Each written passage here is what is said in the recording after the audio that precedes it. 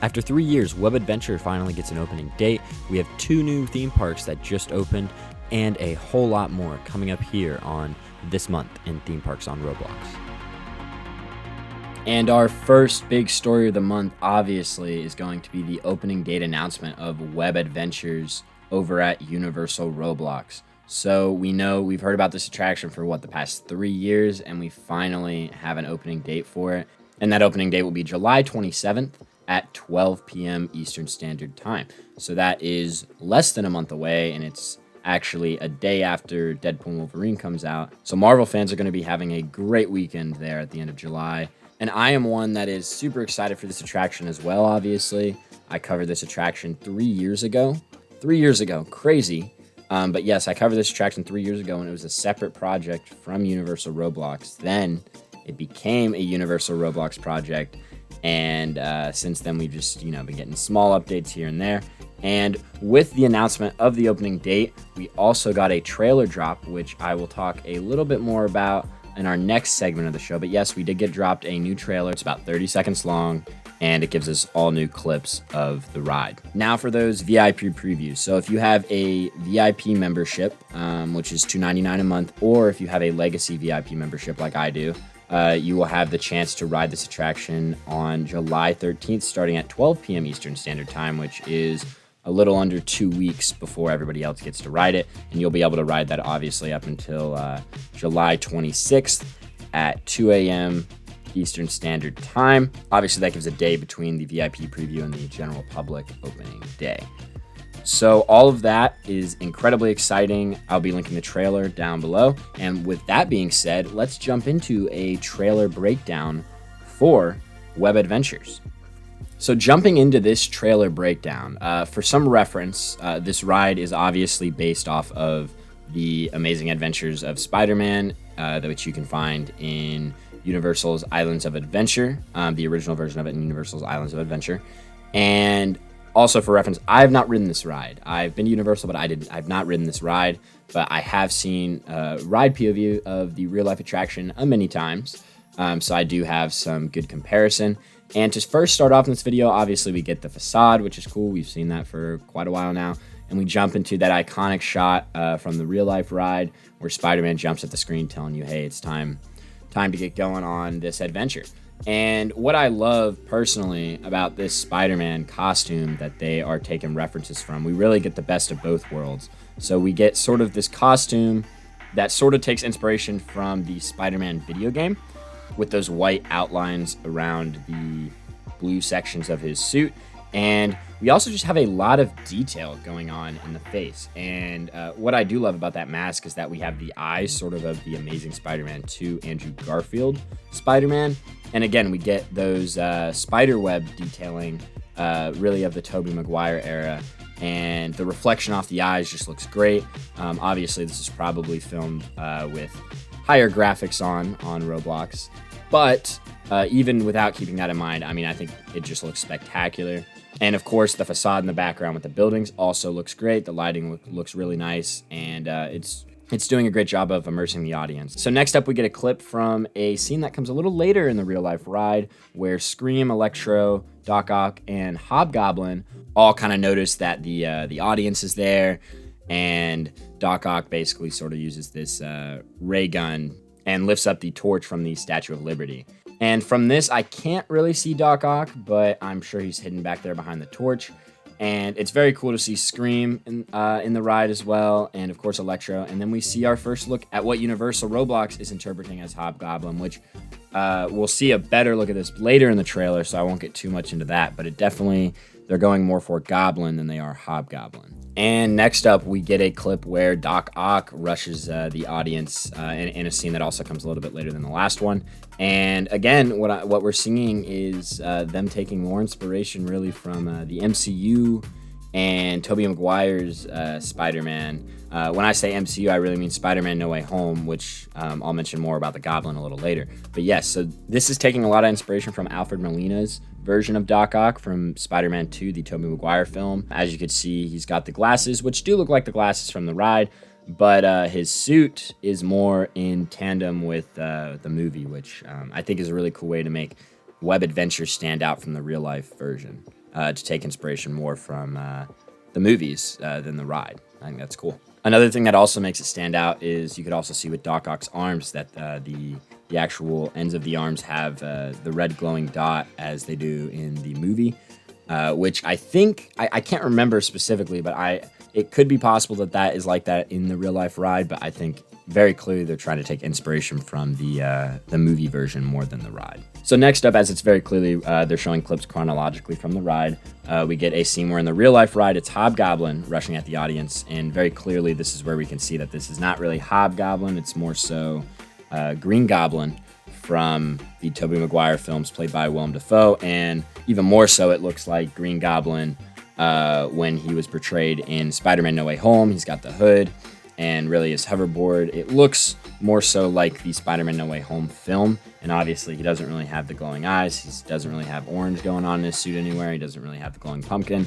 It's very clearly that they're going for Green Goblin from Spider-Man No Way Home and Tobey Maguire's Spider-Man than they are Hobgoblin, and I'm all here for that. I really think that's a really cool way to go with it. And then another thing that I just have to mention, the scenery in the background, all the detail going into the buildings and the water just looks great. The depth of field looks great, and another really impressive facade here. And moving into the next scene, which literally happens right after the Hobgoblin scene in the real life ride, we have Doc Ock trying to attack Spider-Man, and he sort of attacks that front of the movie theater there with the movie theater time facade. And this is almost spot on to the real life ride, even going down to the references with the signs. Obviously, I think they changed some of the wording and some of the names of the shops, but I mean, it looks almost identical. And again, just another cool shot. We're getting to see Spider-Man in action, Doc Ock in action, and it looks great. Not much really to add on there.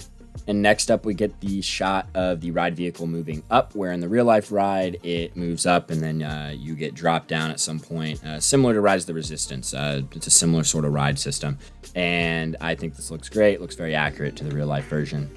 And our final shot here, they just went right down to the T when it came to trying to make this as accurate as possible to the real life version. They got the Statue of Liberty in the background, they got the 70 Club sign, the produce sign, and a couple other signs, like the pawn shop sign and the room sign that is all in the real life ride. And I think this looks great. You know, it's the ending shot, and again, they made it look accurate. They put their own spin on it with Doc Ock and Green Goblin and their version of the Spider-Man suit. It all looks very great, and the detail in the buildings look great. They find a way to balance that realism and the low poly feel like very, very well. And yeah, so that's the Web Adventures trailer.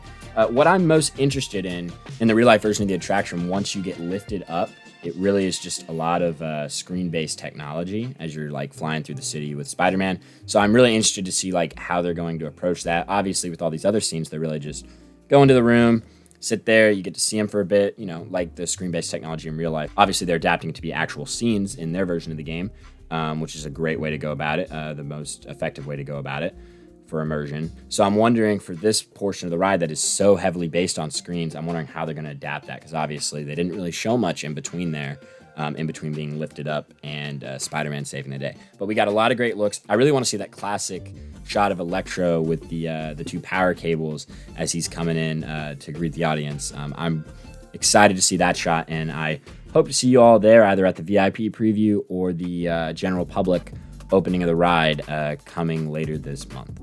And our next story brings us to Disneyland Wales, who added a new show to their lineup for the summer, and it is called Splash of Summer. Now, I have not been able to check out this show, but I have seen the POV of it that has been posted on YouTube by Disney Dude, and it just looks like a really fun time. I really, for one, I just have to say I love this logo that they made for the show. I think it looks awesome, and it looks to have a lot of awesome different features. You get Woody in there. You get Jessie, and of course, later on in the show, you actually get some more rare characters like Angel from Lilo and Stitch, and of course, you get Stitch in there. And it very much has a lot of these flag dancers and water and smoke effects. But yeah, it looks to be a really fun show from what I've seen. There's a lot of cool characters in it, and I love the different background dancer and actors like attire, all summer themed, and the flag dancers I think is a nice little added effect. So be sure to check this out if you're into the Roblox stage shows. It's one not to miss. And moving on to our next topic of the day, we have the summer conventions as they roll on with RAAPA 2024. So as those who watch the channel regularly may know, I own a group called Park Expo Collective, and I work with Cedar and Panda on creating events through that group. And we hosted our first expo last month, fittingly called the PEC Expo. And it was a great time. It ran through June 8th through 9th. We had about 15 to 20 different groups recognized. We had some awesome panels you can check out on the TPR Informer YouTube channel right now. And we got a lot of great stuff announced, including we are having another event in September called the PEC Halloween Expo, which is going to be all about celebrating the haunt events of this coming fall. So it'll act as a hub for that. Moving on from that, from June 15th to June 20th, ran MonsterCon, who is now an official member of the Park Expo Collective. Their group Monster Mash is. And it was a great event. I believe it had like 5 to 10 different groups involved. A lot of cool booths, smaller convention. It had a lot of cool things going on. So if you guys weren't able to check that out, there's some videos floating around on YouTube, which I will link in the description down below. And of course, we cannot forget the premier Roblox theme park event of the year, which is Summer RAAPA, fittingly called RAAPA 2024. And that will be running this month from July 13th to 14th. And of course, there's always a ton of Roblox groups involved.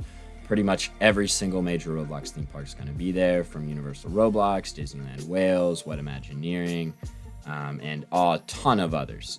So it's definitely an event to check out. One thing to keep aware though, for their awards, there is some new procedures for certain categories. So the Park and Ride Awards specifically have a new way they're going about voting, and they're splitting it into 2 different phases.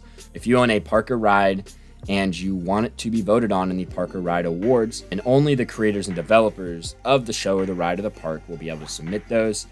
So that first phase, like we were talking about, there will be 2 phases. That first phase is going to be a closed vote with a certain number of judges, which have been pre-selected already. And that team will be made from a wide variety of relevant people in the community. And they will anonymously vote on each of these submissions. And the top 5 for each category will move on to that second phase, where it will be a popular vote. And those who visit the convention will be able to vote and pick their favorite park or ride. And all that will be linked once the event starts, obviously. And you could probably find that on the RAAPA Twitter or the RAAPA Discord. So I think that's a great way to go about this. I know there was always a little bit of controversy when it came to those awards. So I think this is a great way to go about it to avoid a lot of drama when it comes to picking what you would call the quote unquote best ride or best park. You're giving those who are very involved in the community a chance to narrow those options down, so we really get the best of the best without the bias of larger groups having a better chance at getting those awards. And then you're letting it out to the general public to really have that opportunity to get their voices heard and get their vote out there. So I think that's a wonderful way to go about it. But yes, RAAPA will be running again from July 13th to 14th. And I will link the info to sign up for their event on Roblox Creator Events in the description down below. And our next topic comes to us from MovieWorld Roblox, as MovieWorld opened their studio tour back on June 16th. And I thought this ride was a great time. And if you're a movie fan like I am, you're going to have a fun time with it. It follows some inspiration from many classic films. I'm not going to name them all, but for some examples, we get a little bit of Jurassic Park in there, get a little bit of Beetlejuice, and one of my personal favorites to see in there, we get La La Land. So it's a fun little ride. I would recommend you guys go check it out. That's at MovieWorld Theme Park, and I will link that in the description down below. And next up, PortAventura World Roblox has come out with a new recreation. Just for some clarification, there are 2 PortAventura recreation groups currently on the platform, one called PortAventura World Roblox and another one called PortAventura World Roblox Parks and Resort. And they just came out with their version of Uncharted. Funny enough, both groups are creating a version of Uncharted currently, but this group has come out with their version and recreation of Uncharted, Uncharted: The Enigma of Penitence, which is based on the real-life attraction at the real-life PortAventura World in Spain. This attraction opened on June 26th, and if you are a fan of this attraction, I would recommend going to check it out if you're a fan of it in real life. They did something interesting in this ride, actually. And, we were talking about earlier in the show how Web Adventures has taken the screen portions of the real-life ride it's adapting and turned it into an actual 3D Roblox set. which is the most common and, in my opinion, the most effective way to do the screen portions of real-life attractions in Roblox. But PortAventura did something very interesting. They actually took the screen versions, and they did not take the real-life screen versions and implemented it into the ride here. What they did was they filmed their own Roblox versions of the screen portions of the attraction, and then they put that in the screen portions of the ride. And instead of actually taking those sets and implementing them into the ride, they filmed them and they put them in the ride as if it was screen technology, just like in the real life ride. So I think that's an interesting way to go about it. If you really want to go for the immersion factor when it comes to the screens, I think that's really interesting. Is it the best way to go about it? I don't really know about that. But I think it's an interesting way to see their approach on doing an accurate version of the ride when it comes to screen technology. If you guys are interested in checking out that ride, that will be linked in the description down below. And next up, we have a new theme park that is now fully open on the platform. This is Port Mythica Park, which has now fully opened phase 1 of their park following July 1st. July 1st was their first official opening day. So this park is opening up with 3 lands and 6 attractions, and all of them seem to be taking some inspiration from, obviously, myths and sort of, gods and monsters and stuff like that of all different cultures. Because, for instance, we have Icarus, which is a dive coaster inspired by the Greek legend of Icarus. Then we also have Vulcan's Fury, which is inspired from the Roman god Vulcan, and it's an inverted coaster. So there's a lot of cool attractions that they got here. I'm most interested in seeing the Asian Voyage, which is a boat ride following the journey of Odysseus, which is obviously, he's the main character from the book, The Odyssey. It's a great book, and I'm looking forward to riding this attraction. But yeah, we have a new park opening, a lot of cool attractions. I look forward to checking it out. I'm hoping to do a live stream checking it out sometime soon. And our final topic today is another major Roblox theme park opening, and that's Thrill Hills theme park. So Thrill Hills is another smaller park, and this park opened on June 1st. From what I could tell, it opened with 6 major attractions. I checked out the park, walked around it, and it also opened with 1 show, which plays on special occasions. Some of these attractions, for instance, include the Backlot Studio Tour, which I did ride through, and it takes inspiration, again, similar to the Studio Tour at MovieWorld with like Jurassic Park. It also has some inspiration from Jaws, sort of following on lines to the Universal Backlot Tour, but it has a logo for the Hollywood Studios Backlot Tour that they had back in the day. Also, they have a ride called Runaway Railroad, and then their show is called Peter Pan Goes Wrong, and I'm looking forward to check that out whenever it becomes next available. I will link Thrill Hills theme park down in the description below. And with all that said, that is the end of this month on Roblox theme parks. I want to thank you all for checking out this newest episode of the show. We had a lot of great content to talk about. We're right in the thick of summer, which means, we got RAAPA coming up, and a lot of parks tend to open, and a lot of new attractions tend to open. So, it's an awesome time to be a Roblox theme park fan. With all that said, I want to thank you guys all for watching, and if you guys want to find any info on anything I mentioned in today's video, just head to the description. I have all the links below there. Thank you for watching, and I hope you all have a great day. Bye.